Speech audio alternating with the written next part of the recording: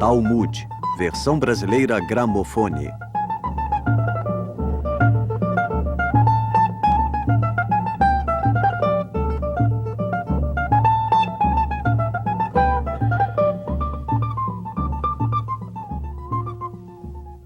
Eis a pergunta. 2 limpa-chaminés saem de uma chaminé. Um está todo preto e outro todo branco. Qual vai se lavar?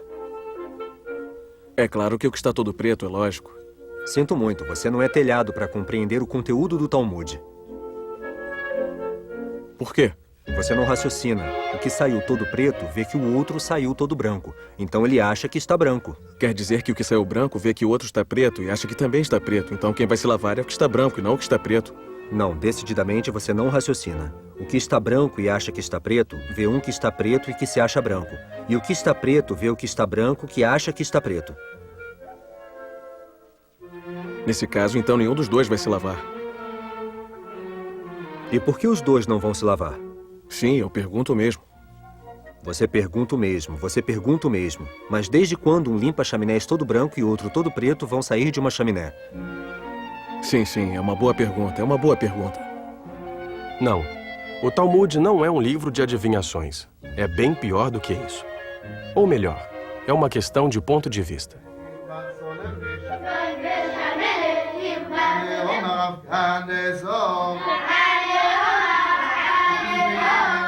Uma questão de ponto de vista, como a dos judeus ortodoxos que fizeram do Talmud seu pão cotidiano.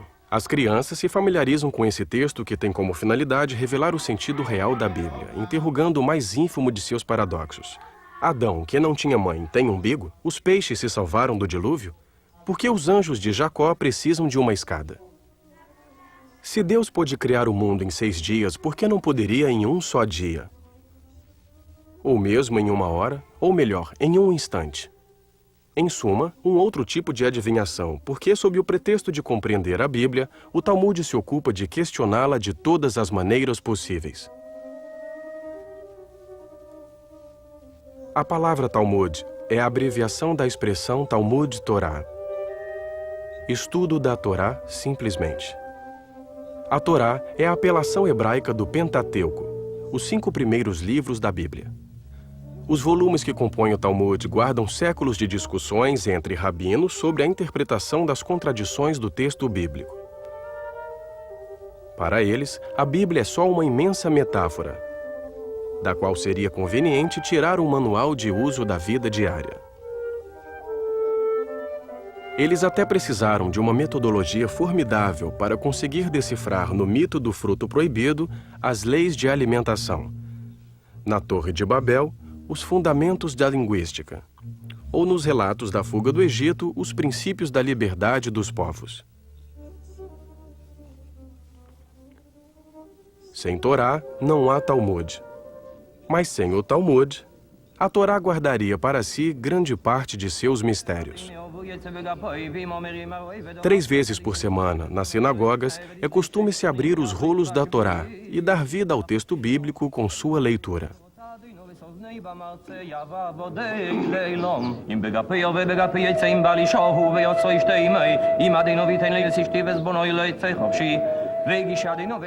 Mas dar vida ao texto é também descobrir as possíveis interpretações.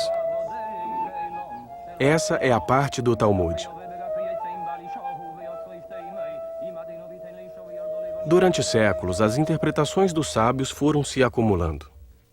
E mais que um livro, o Talmud é uma reunião de vários livros que foram se sucedendo através do tempo. Um livro, dentro do livro, dentro do livro, quase indefinidamente. Um livro que não tem só um autor. Um livro onde os sábios de todos os tempos são os autores. Nenhum campo do saber será deixado de lado, porque a Torá contém todos eles, mesmo que isso não seja aparente à primeira vista.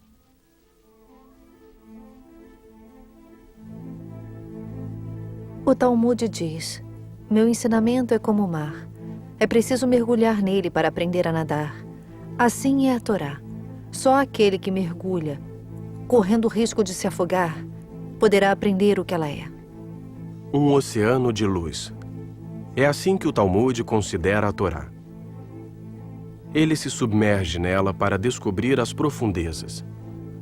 No decorrer do questionamento, acaba por tocar os assuntos fundamentais da causa primordial, dos vínculos do efêmero e da eternidade, e tantas outras dimensões essenciais que a filosofia ou a ciência também tratarão à sua maneira.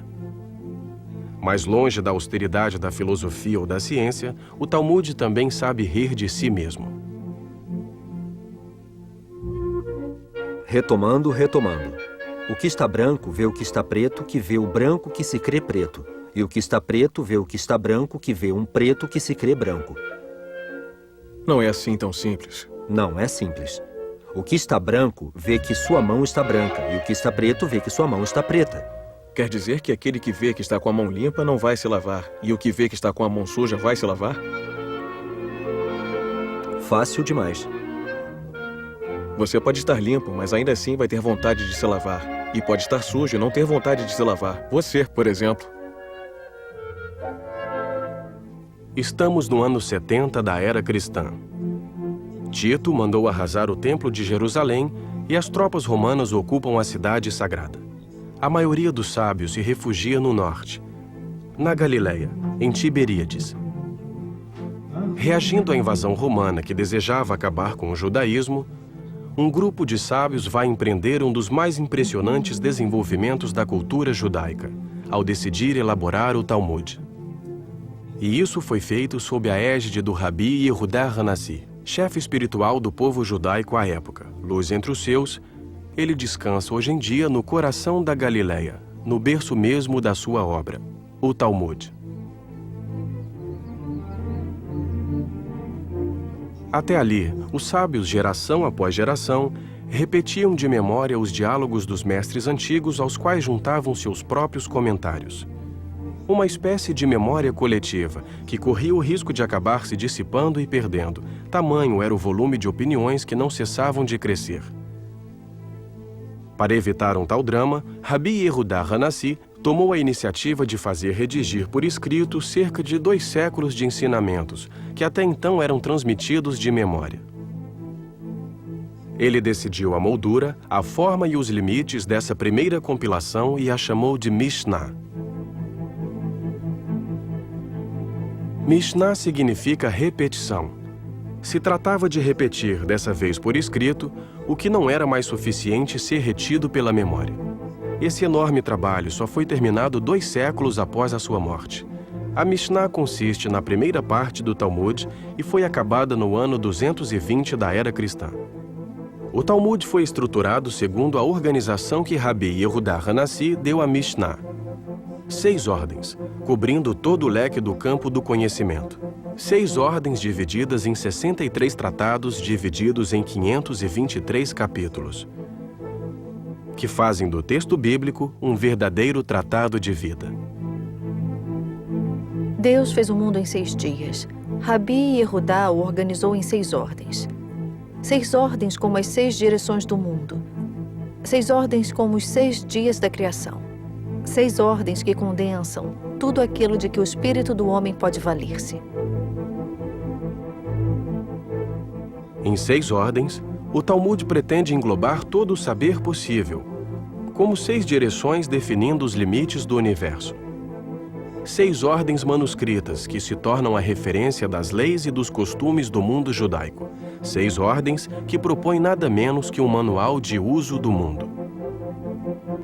Zeraim, a ordem das sementes, onde são debatidas as leis da germinação e, portanto, os princípios da vitalidade sob todas as formas. Moed, a ordem das festas, onde são debatidas as leis do tempo, do calendário e das cerimônias festivas. Nashim, a ordem das mulheres, onde se evocam as leis do direito matrimonial e do direito civil em geral. Nezikim, a ordem de danos. Aqui são debatidas as legislações penais, civis e criminais e as leis da idolatria. Kodashim, a ordem das santidades. Aborda as leis do Templo de Jerusalém, suas medidas, arquitetura, organização e serviço. Teorot, a Ordem das Purezas, onde são debatidas todas as leis da pureza ritual.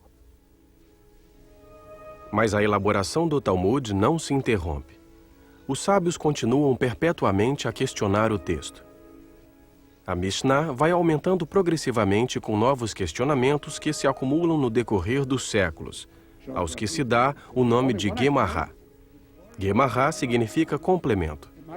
No decorrer do tempo, esse complemento terá um lugar bastante preponderante, a ponto de representar mais de 90% da totalidade do Talmud. Assim, do século III ao VII, o Talmud, seguindo as 6 ordens iniciadas por Rabi Yehudá Hanassi, vai ter sua forma completa. A Mishnah, em hebraico, seguida pela Gemará, em aramaico, a língua falada por todos os talmudistas da época. Devido à invasão romana, vários sábios judeus se estabeleceram em território babilônico, o que explica o fato de o Talmud ter se desenvolvido paralelamente em 2 lugares, em Israel e na Babilônia, o que fará surgir 2 Talmudes. O desenvolvido na terra de Israel será chamado de Talmud Yerushalmi, Talmud de Jerusalém. O desenvolvido na Babilônia, de Talmud Babli. A diferença essencial está no método. O de Jerusalém privilegia as conclusões dos sábios. O da Babilônia privilegia o questionamento. E é precisamente o questionamento que escolheram as escolas talmúdicas futuras, que estudam ainda hoje o Talmud da Babilônia. Portanto, depois de milênios, onde quer que se encontrem, os meninos judeus crescem com essa arte do questionamento. O Talmud é, por excelência, o livro das perguntas. Quem tem alguma pergunta? Inquiriu um dia o rabino. Eu tenho muitas respostas. Ele se referia ao seu Talmud. Mas o Talmud não se contenta de responder às perguntas. Ele forja o espírito para a dialética, que às vezes pode dar reviravoltas inesperadas. Mas o que está branco talvez tenha outra chaminé para limpar, principalmente se não for no final do dia. Então, por que ele iria se lavar? Isso não impede, podemos ter vontade de nos lavar, mesmo se não vemos que estamos sujos de fato, se nos sentimos sujos. Sim, podemos nos sentir sempre sujos. Não, você está falando de um limpa-chaminés neurótico, obcecado por limpeza. Enfim, segundo o Talmud da Babilônia, já que o de Jerusalém não se preocupa com tantos rodeios, você sabe bem. Mas então talvez o que está branco venha de Jerusalém e o que está preto venha da Babilônia, não é? O que você acha?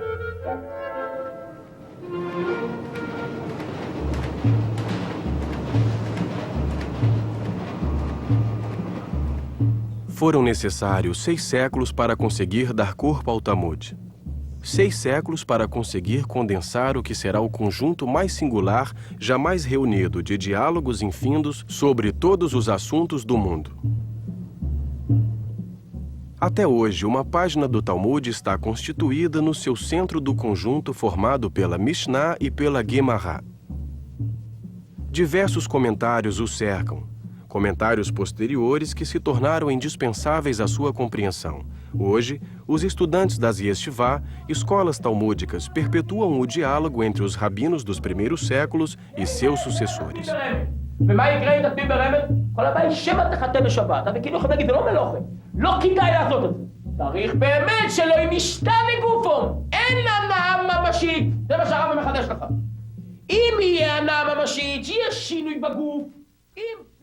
No seio da Yeshivá, a arte da controvérsia está a serviço do estudo da lei prática cotidiana. Mas, antes de tudo, o Talmud desenvolve o espírito analítico, aguça o sentido crítico, empurra as fronteiras do absurdo o mais longe possível, sempre dentro da perspectiva de otimizar o pensamento e suas contradições.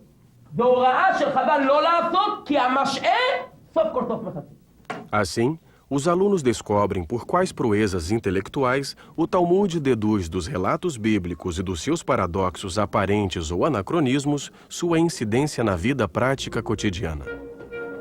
O texto bíblico também é percebido como uma metáfora, porque a língua hebraica é uma língua de múltiplas acepções.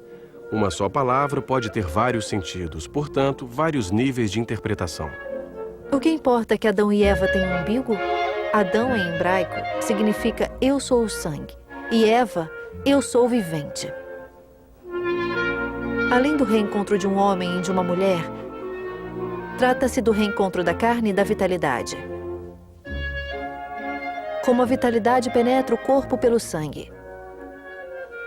Tudo que eu como torna-se sangue, diz o Talmud. E, curiosamente, eis que as leis da alimentação são tributárias da história de Adão e Eva. A primeira coisa que eles fizeram depois de criados foi começar a comer como fazem os recém-nascidos assim que saem do ventre materno. Comer implica ter cuidado com o que comemos, diz o Talmud. Assim, do simples relato de Adão e Eva e de um fruto desconhecido, descobrem-se as regras alimentícias, que além da simples dietética, definem um elo entre o homem e o mundo. Então, frente a frente, como duelistas, os aprendizes talmudistas confrontam suas opiniões, aguçam sua arte do diálogo, perpetuando a tradição do questionamento que não deixa de estar acompanhado de um certo sentido do jogo. Mas espere. Desde quando um sai preto e o outro branco? É uma armadilha. Os dois devem sair pretos.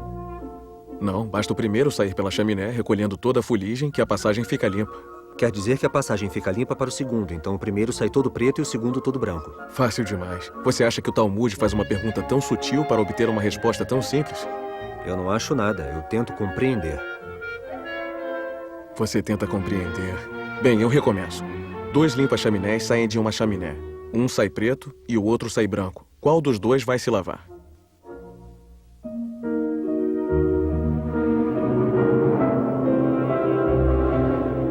Mas a verdadeira grandeza desse livro é que ele também é a história de um povo.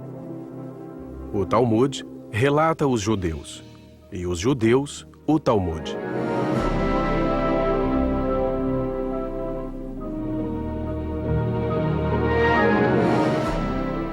É no decorrer das andanças do povo judaico que se formará o livro e sua história. A história de seu conteúdo se misturará à história de sua invenção, dos seus manuscritos, de sua impressão. A história do Talmud deve ser percebida como a história de um povo. Do Sinai, Moisés recebeu a Torá. Do Sinai e não no Sinai, observa o Talmud. Como se o próprio Sinai fosse um instigador da doação da Torá a Moisés e de Moisés aos homens.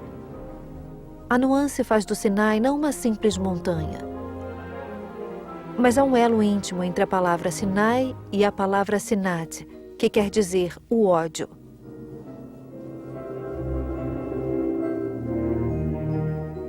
Do ódio, Moisés recebeu a Torá, diz o Talmud.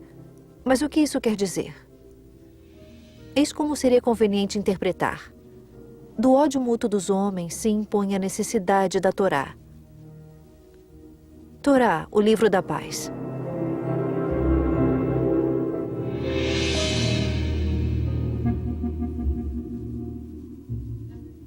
Cadência perpétua que cabeceia, ondula e embala.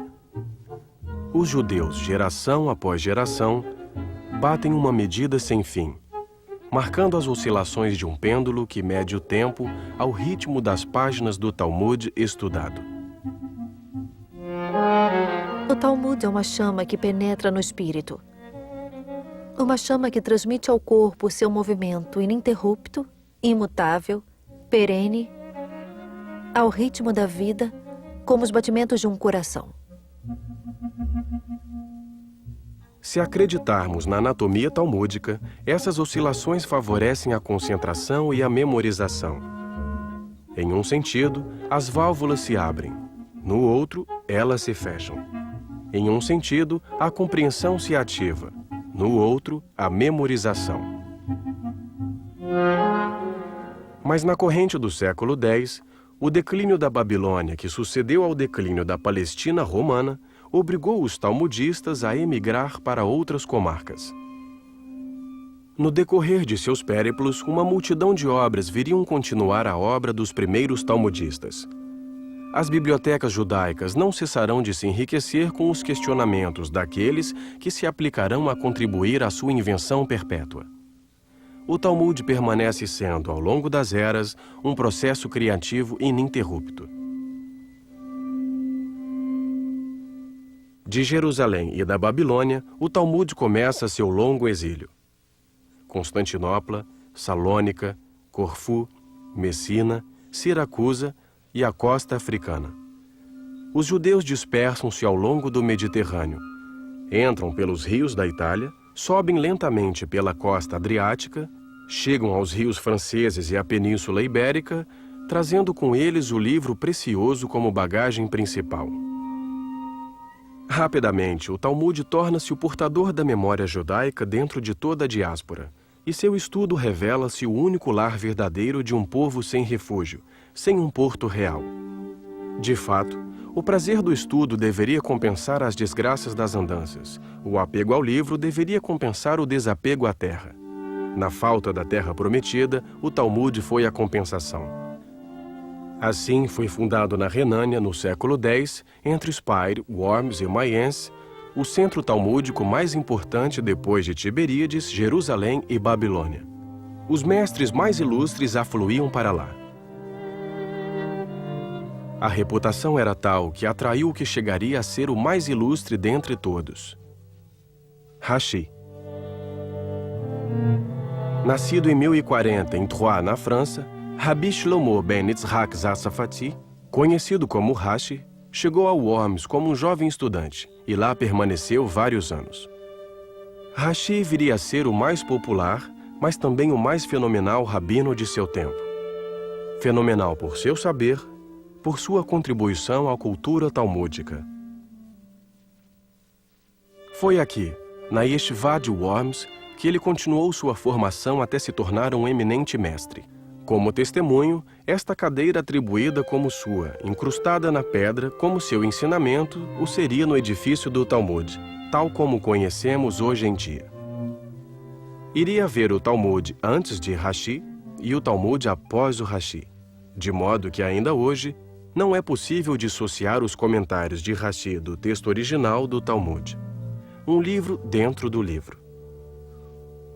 Em torno do texto da Mishnah e da Guimará, que ocupa o centro de cada página do Talmud, está impresso o comentário de Rashi, que se tornou indispensável ao estudo, pois clarifica um corpus que se tornou um pouco caótico devido aos inúmeros reajustes.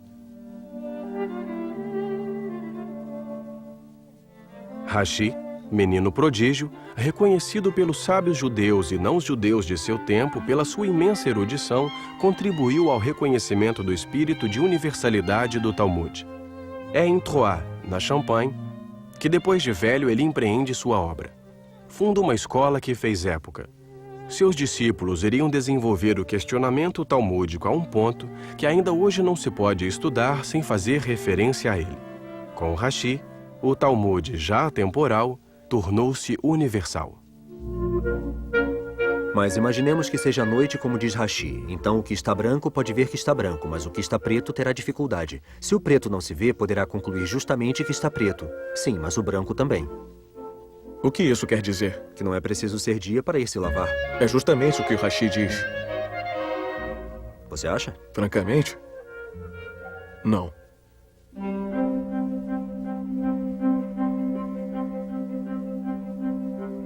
Um oceano de luz. Se a Torá reflete a luz divina, o Talmud canaliza essa luz e a domestica. Como o mar domestica o fogo do sol. Submergir-se no Talmud é domesticar, portanto, o fogo divino. Mas não é forçosamente escapar do fogo devorador do mundo. Durante o ano de 1240, Nicolas Dunan, um judeu francês que se converteu tornando-se dominicano, denunciou ao Papa Gregório IX os erros e as falsificações que ele atribuía ao Talmud. Na sua opinião, este continha blasfêmias contra Cristo, a Virgem Maria, os anjos e os santos da Igreja.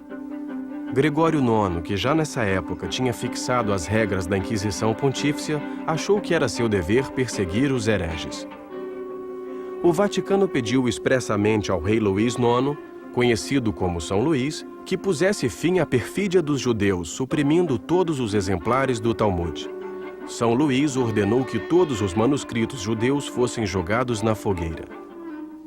A queima do Talmud teve lugar em Paris, no ano 1244. Foi seguido de muitas outras nos anos seguintes, em aplicação à legislação real.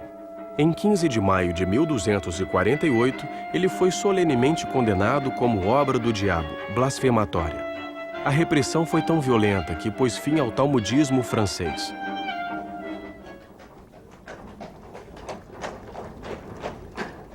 E o Talmud volta a ser errante. Dessa vez, chega à Espanha. Desde o século IX, data do declínio da Babilônia, a Espanha é muçulmana. Portanto, todas essas grandes cidades abrigavam talmudistas eminentes. Córdoba, Toledo, Sevilha, Barcelona, Granada. Os judeus viviam em perfeita tranquilidade e o estudo do Talmud prosperava. Como testemunha a Catedral de Córdoba, construída no coração da antiga mesquita. A Andaluzia daquela época permanece ainda como símbolo da concórdia entre as comunidades. Naquele tempo, muçulmanos, cristãos e judeus conviviam harmoniosamente. À sombra da mesquita, à sombra da igreja, nas ruelas da juderia. No seio da comunidade talmúdica vai brotar uma nova luz.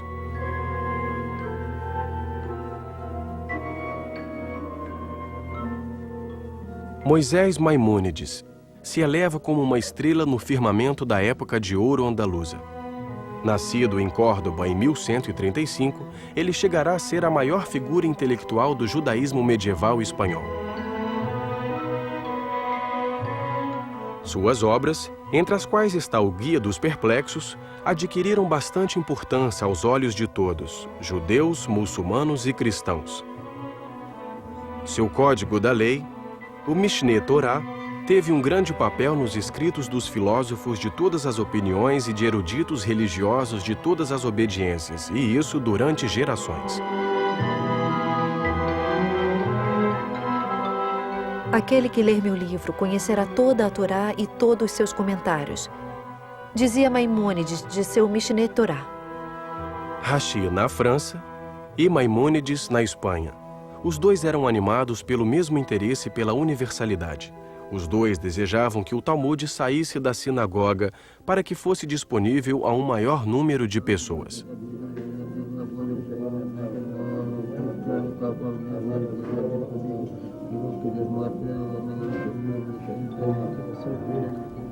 Ainda que Rashi se preocupasse em clarificar o método, Maimônides o abandona e só privilegiava as conclusões dos mestres antigos para chegar a uma Torá prática.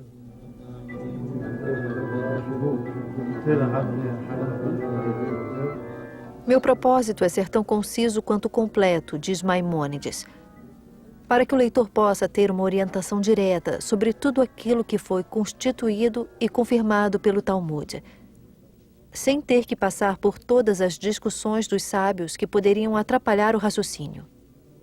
Tudo isso para que não precise outro livro além do meu. Astrônomo, matemático, botânico, médico de Saladino, Maimônides passou a vida aconselhando tanto os grandes de seu tempo como os mais humildes. Com sua genialidade, ele revelou aos olhos do mundo até que ponto a ciência talmúdica poderia ser universal. Ele está enterrado em Tiberíades, o mesmo lugar do nascimento do Talmud. Maimônides reencontra, assim, seus ancestrais ilustres. Foi só no início do século XIII que os cristãos uniram forças para retomar a Espanha das mãos dos muçulmanos. É a Reconquista. A unificação da Espanha seguiu-se ao casamento de Isabel a Católica e Fernando de Aragão, em 1474. Ela chegou a termo em janeiro de 1492, quando os muçulmanos foram definitivamente expulsos. Presos na tormenta da Inquisição renascentista ordenada pelo Vaticano, os judeus seriam expulsos da Espanha no mesmo ano. Eles fugiram, salvando do desastre a sua única verdadeira riqueza, o Talmud. Expulsos da Espanha, os judeus e seu Talmud se dispersam. Entre os destinos privilegiados estava Veneza. Por que Deus dispersou seu povo sobre a superfície do mundo? Perguntou o discípulo. Para que a luz de sua Torá iluminasse todos os lugares, respondeu o sábio. E por isso os judeus são caçados com violência? Replicou o discípulo. Quanto maior a luz, mais dolorosa será a sua introdução no mundo, respondeu o sábio com lágrimas nos olhos. Veneza se beneficia de uma relativa independência da Igreja. Portanto, esse seria o primeiro gueto da história naquele fim do século XV. Gueto, palavra veneziana do italiano gettare. É o lugar onde se jogavam as peças inutilizadas das fundições e onde o Doge de Veneza consentiu que os judeus se estabelecessem.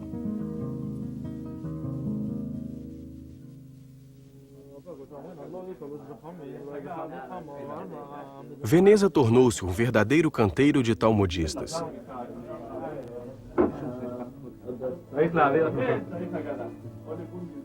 Veneza, etapa essencial na história do Talmud.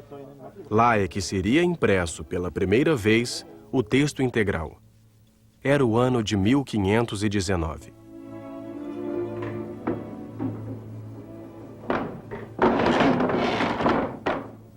O Vaticano, que tinha proscrito o Talmud em toda a Itália sob pena dos rigores da Inquisição, não pôde impedir que o Doge autorizasse a impressão dos livros judeus em seu território. É na gráfica do impressor cristão Daniel Bomberg que, página a página, foi levado a cabo um dos empreendimentos mais colossais da história da tipografia. Cerca de 10.000 páginas, examinadas à lupa por equipes de talmudistas eminentes, conscientes de estar realizando uma obra única, tão importante quanto inesperada. De 1519 a 1523, foram necessários 5 anos de trabalho para que o Talmud passasse de manuscrito a livro. Bomberg não se importou com as despesas, preocupado com que sua edição do Talmud atingisse a perfeição. Sua obra deveria fazer época, já que ela seria a única referência durante quase 4 séculos. Todas as edições que se seguiram, entre as mais famosas, Bâle, Pizarro, Amsterdã, Munique, Frankfurt, Cracóvia, até a definitiva de Vilna, no século XIX, foram inspiradas na de Bomberg. De fato, o trabalho de ourives que deu prova a Bomberg decidiu para a posteridade a fisionomia das páginas do Talmud. Ele deu esse aspecto ao mesmo tempo sóbrio, simples, minimalista, sem o menor floreio, indo ao coração do texto, seguindo uma geometria bastante particular. A edição de Bomberg fixou a paginação. O texto da Mishnah e do Guemará ocupa o centro de cada fólio em formatação quadrada, em volta da qual se repartem os comentários de Rashi e de seus alunos em caracteres semicursivos. Com Bomberg, o Talmud tornou-se, no século XVI, uma obra de arte. No entanto, a instituição da censura pelo Vaticano obrigou Bomberg a pôr fim à sua atividade e abandonar Veneza em 1546. A igreja, que não podia criticar a Bíblia sem criticar a si mesma, se enraiveceu contra o Talmud. Aos seus olhos, os judeus não são mais o povo da Bíblia, mas o povo do Talmud, cultivando um espírito anticristão, um espírito diabólico. Todos os argumentos que a igreja alçará contra o Talmud e seu conteúdo se comprovarão evidentemente sem fundamento.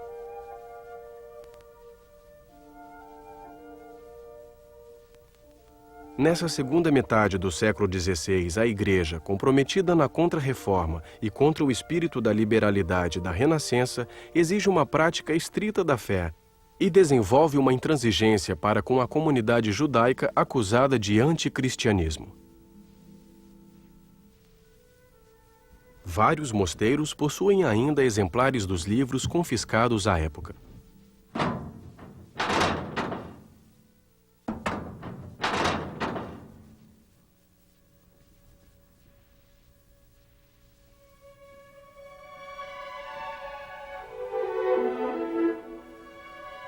Os livros judaicos continuaram sendo sempre diabólicos para a Igreja, e incapaz de lê-los, de decifrar seus arcanos, o Vaticano não se contentou só em confiscá-los e censurá-los.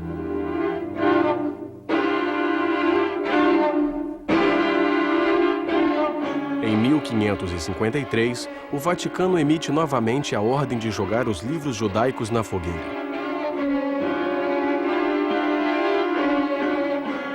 Todos os lares judeus de Roma foram registrados, e no Campo de Fiore teve lugar um auto de fé. Era o dia 9 de setembro de 1553, Rosh Hashanah, o Ano Novo Judaico. Algumas semanas mais tarde, em Veneza, em um dia de Shabá, no dia 21 de outubro, na Praça de São Marco, segundo as palavras do núncio papal, uma boa fogueira pôs fim à blasfêmia. Mais de 1 milhar de Talmudes foram queimados. A história do Talmud é também a história da dificuldade de um texto por existir. 50 anos mais tarde, o Talmud iria novamente surgir das cinzas. E sua história junta-se à dos judeus que não cessaram de sobreviver a todas as tentativas de assimilação, de conversão ou de destruição a que foram submetidos.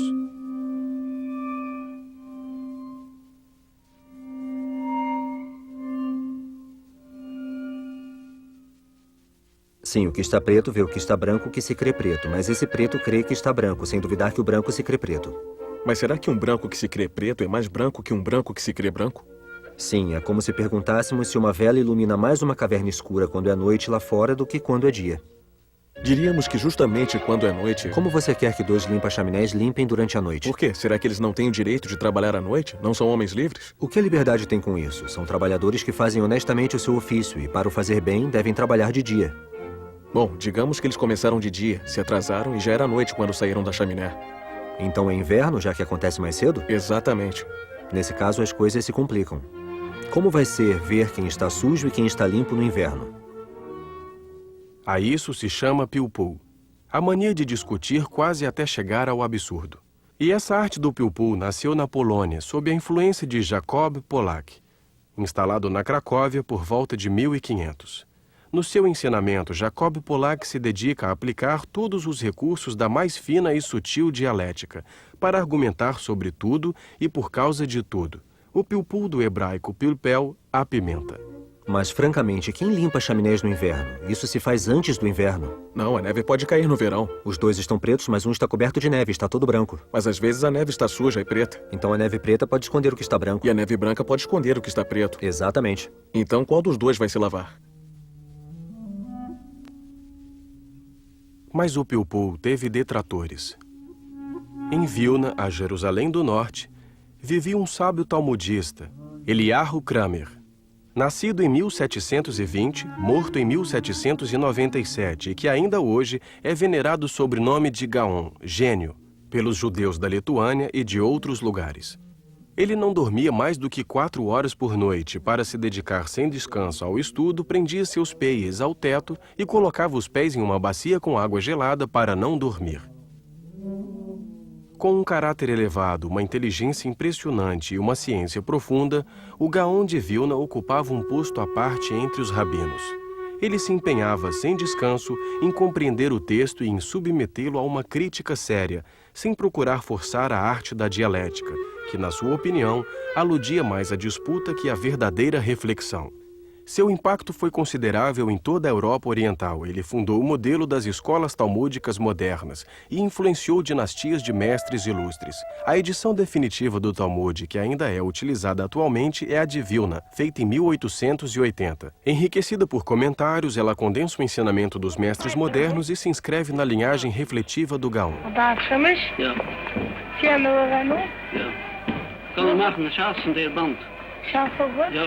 För 50 kronor band.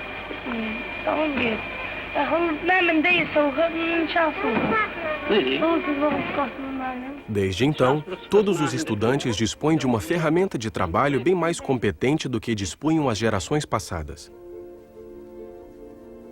Da Polônia à Áustria, da Hungria à Itália, da Espanha à Inglaterra, da Alemanha à França, da Lituânia à Ucrânia.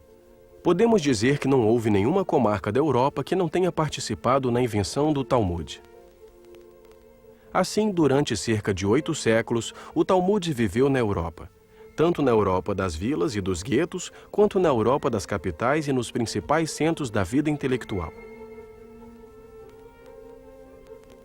Durante todos esses anos, o Talmud conheceu uma produção intensa de comentários e uma proliferação de escolas que elaboravam a cultura judaica que a modernidade herdaria.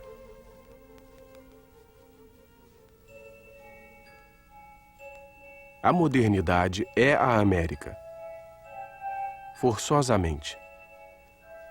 O Talmud deixa a velha Europa por uma terra aparentemente cheia de promessas. Logo depois da Primeira Guerra Mundial e durante os anos 1920 e 1930, várias famílias desembarcaram no Novo Mundo. O Talmud aporta em terra estrangeira. E como deve ser, uma das primeiras coisas que os judeus fizeram quando se instalaram foi imprimir seus livros. Uma maneira de marcar território, mesmo que provisório.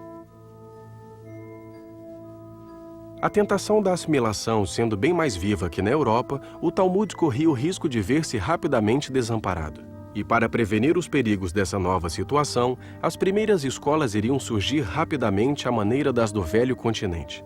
O Talmud cria raiz no seio de uma modernidade ainda desconcertante no amanhecer do século XX.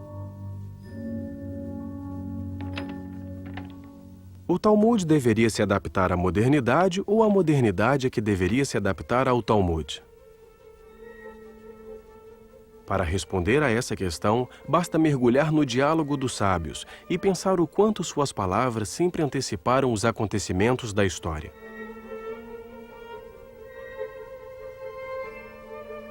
A escola de Shammai e a escola de Hillel debateram durante 2 anos e meio sobre o homem. A primeira dizia, melhor seria que o homem não tivesse sido criado. E a segunda dizia, é bom que o homem tenha sido criado. No final, as opiniões foram contadas e se concluiu. Melhor seria que o homem não tivesse sido criado, mas já que ele existe, que seja virtuoso. Virtuoso? O que restava aos judeus às portas da Segunda Guerra Mundial? Ir praticar a virtude nos Estados Unidos?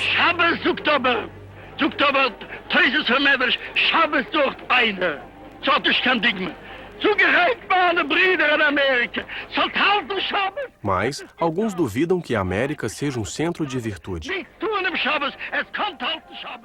Condenados a uma forma de clandestinidade, fechados em seus guetos onde viviam isolados, tendo o Talmud como único refúgio, o tipo de judeus na Europa Central no século XX pode dar argumento à opinião segundo a qual melhor seria que o homem não tivesse sido criado.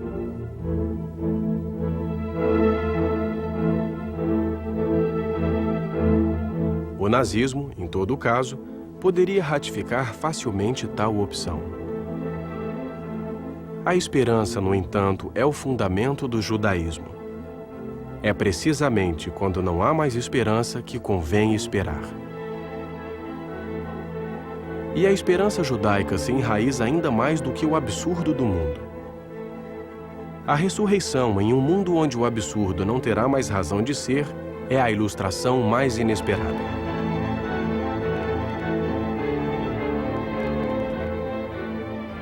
O Talmud conta a história de um imperador romano que enviou os judeus à morte.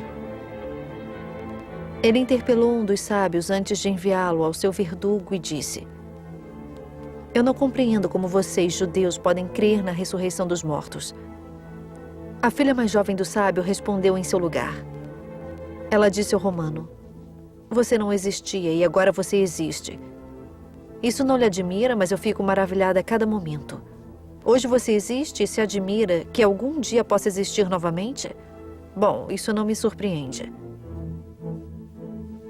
Talmud evoca a ressurreição dos mortos de forma figurada, mas ele mesmo é uma ilustração concreta.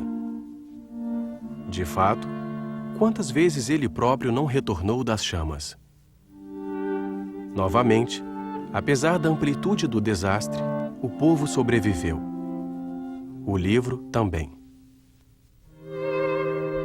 O Talmud não diz: Aprendemos mais dos mortos que dos vivos, pois os vivos transmitem os ensinamentos dos mortos e, desse modo, os trazem novamente à vida? Os cemitérios não se chamam Bet Haim, Casa dos Vivos? Os cemitérios parecem bibliotecas a céu aberto. O Talmud deixou as páginas de sua história nos mais famosos. Em outro tempo, ele fez germinar a semente da sabedoria. Mas ela não desapareceu, ainda está lá, pronta a nascer novamente.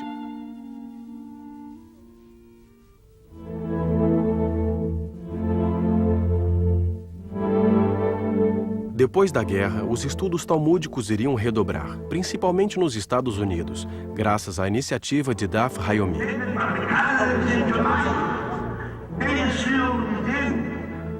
Ao ritmo de uma página diária, é necessário um pouco mais de 7 anos para ler as 2.711 páginas da edição moderna do Talmud. Um exercício ao qual se entregam pelo mundo todos os talmudistas dignos desse nome, associados ao programa Daf Yomi, também chamado de uma página por dia. O princípio do estudo de uma página diária do Talmud foi iniciado por Rabi Meir Shapiro, no dia 11 de setembro de 1923, em Lublin, na Polônia. O Talmud seria essa terra espiritual onde os judeus poderiam, ao mesmo instante, por todo o mundo, estar reunidos por um estudo comum. Em 2005, o Madison Square Garden, de Nova York, reuniu mais de 46 mil pessoas, conectadas por satélite a outras comunidades do mundo, para festejar o 11º encerramento do estudo do Talmud. 11 ciclos de 7 anos e meio. Um novo gênero de talmudistas está prestes a aparecer, retomando o caminho de seus pais. Como no alto dos arranha-céus de Manhattan, onde homens de negócios, advogados, banqueiros, decidem entregar-se ao estudo diário do Talmud antes de voltar ao trabalho. Uma maneira de regenerar-se. Já que a reflexão talmúdica tem meios de responder aos problemas levantados pela modernidade. Não se diz que Deus fez o mundo em 6 dias e que descansou no 7º dia? Hoje, a humanidade inteira trabalha durante 6 dias e descansa no 7º. Isso não é um sinal da modernidade da Torá, indaga o Talmud?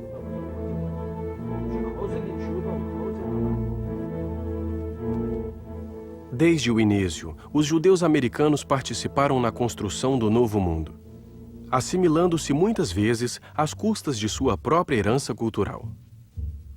Mas, no entanto, eles sempre mantiveram uma ligação com a terra ancestral, voltando com regularidade a pisar o solo da velha Europa. Mais do que nostalgia, tratava-se de uma verdadeira necessidade de se regenerar com aqueles que souberam preservar o Talmud da assimilação. É certo que a assimilação já havia ganhado a Europa, excetuando a Yeshivá, sucumbindo aos enfeites da filosofia, da literatura, da arte e da ciência. Muitos filhos e netos de talmudistas iriam abrir novos caminhos em muitos domínios: matemática, lógica, física e mesmo psicanálise. Em sua correspondência com Karl Avraham, Sigmund Freud evoca o atavismo talmúdico que teria empurrado alguns de seus colegas para o caminho da psicanálise. Qual é a diferença entre um talmudista e um psicanalista? Uma geração, segundo se dizia. Hoje podemos inverter a pergunta. Qual é a diferença entre um psicanalista e um talmudista? Uma outra geração. No entanto, uma geração a qual arrancamos violentamente o Talmud das mãos para o jogar na fogueira. Porém, quando começamos a queimar os livros, acabamos por queimar os homens. Os homens colocados em trens que foram suas tumbas.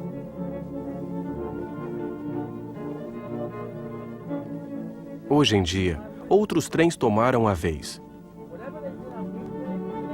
Este, como tantos outros, onde todas as manhãs, entre Long Island e Manhattan, um dos vagões se transforma em escola talmúdica, levando para o trabalho muitos deles, descendentes dos sobreviventes. O Talmud estimula o espírito. Nele encontramos os fundamentos do direito, do comércio, da psicanálise e de tantos outros campos de atividade intelectual que, aparentemente, todo mundo pode tirar proveito. The possibility of Tahora. In other words, if a woman had a cesarean section and she didn't bleed, she would be Tahora. If she was walking around, then we wouldn't consider, right? We wouldn't consider that problem, which... De onde sabemos que a mulher é a inspiração do homem? Disse que Deus falou a Abraão: escute a voz da tua mulher Sara.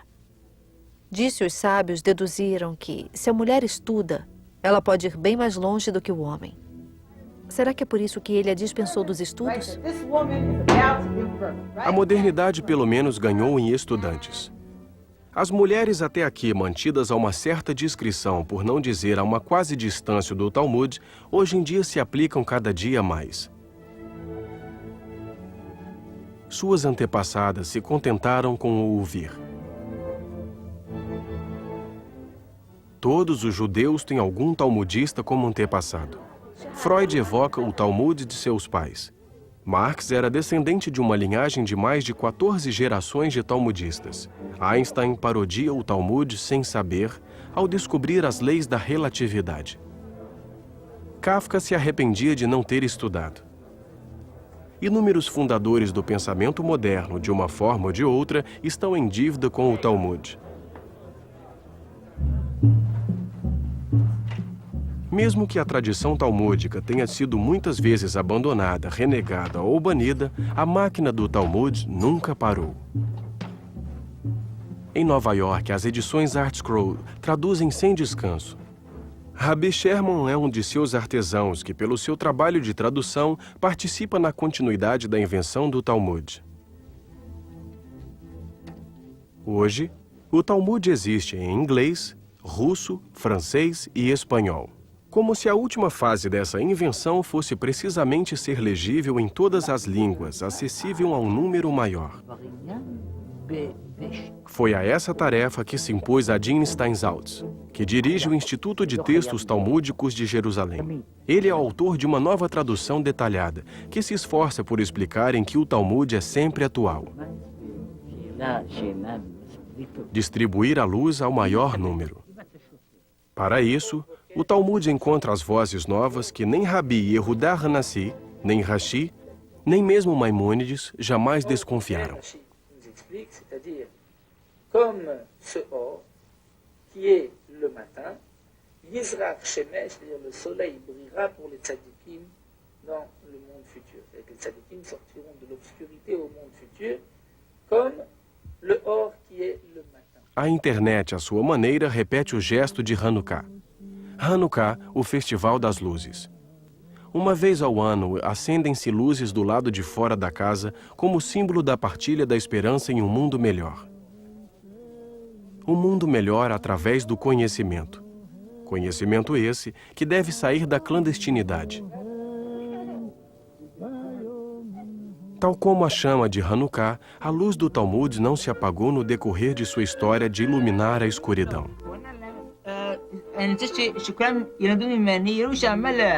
משלם גם שתנו ממש, מס, וגם הם ישלמו את המיסים, גם הקדושים ברוך הוא אותו דבר. בדרבנן נעמי, כיוון דמצווה הוא משום זכר למקדש.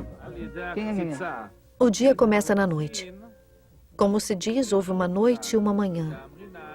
E esse foi o primeiro dia. Acontece o mesmo com nossa vida. Começa na escuridão do ventre da mãe para acabar na luz do mundo. Mas alguns dizem, a noite é esse mundo no qual vivemos. Amanhã será um mundo futuro.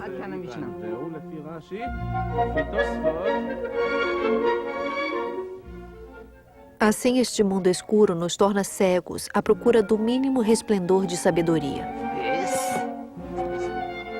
Uma simples luzinha que cintila nas trevas. O Talmud manteve-se durante todo o destino do povo judeu, essa faísca que mantinha nas provações que tivessem uma espécie de clarividência. É assim, em todo caso, que o Talmud chama os cegos, aqueles que veem claro. E se eles eram cegos, se não vissem nada, uma noite total sempre? 2 limpa-chaminés cegos, mas me diga o que iriam fazer em uma chaminé. Se a pergunta fosse 2 cegos, um preto e um branco, qual dos 2 vai se lavar? Mas nesse caso, o Talmud falaria de cegos e não de limpa-chaminés. Sim, mas é fácil demais responder que o que está sujo é o que vai se lavar, que a intenção é de nos fazer entender que eles são cegos. Como eles podem limpar uma chaminé se não veem nada? Você nunca viu um cego tocar piano? 2 limpa-chaminés que tocariam piano? Não, mas se 2 cegos podem tocar Beethoven a 4 mãos, podem muito bem passar pelo buraco de uma chaminé. Mas por que a pergunta não é, depois do concerto, qual dos 2 pianistas vai se lavar? Mas é essa a pergunta, só que eles são limpa-chaminés. Sim, e cegos. Você já viu 2 limpa-chaminés tocando piano? Não, mas eu quero ver. Eu conheci um antiquário que tocava trompete em duo. Qual dos 2 trompetes vai se lavar? É uma boa pergunta, já que as 2 são de cobre. Me responda uma pergunta. E você, já viu algum limpa-chaminés? Não. Eu também não.